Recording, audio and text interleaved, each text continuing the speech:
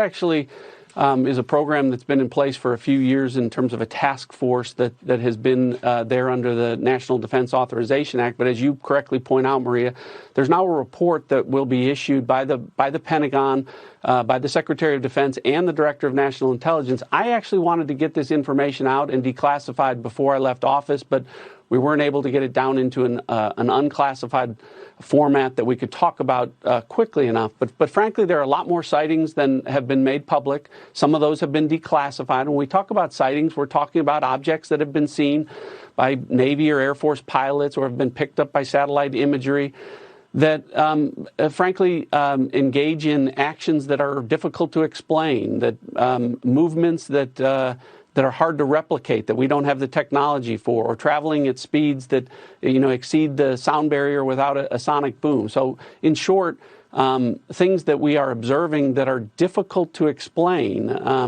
And so, there's actually quite a few of those, and I think that information is being gathered and will be put out in a way that the American people can see. We always, when we see these things, Maria, we always look for a plausible explanation.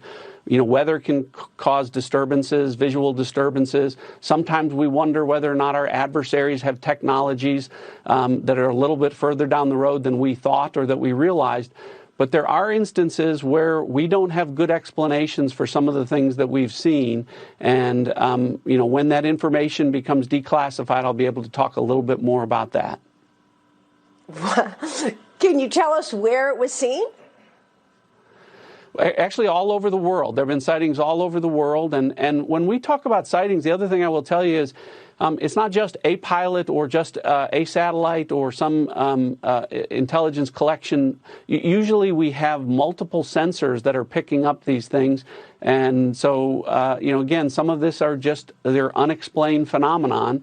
And there's actually quite a few more than have been made public. So I think it'll be healthy for as much of this information to get out there as possible so that the American people can see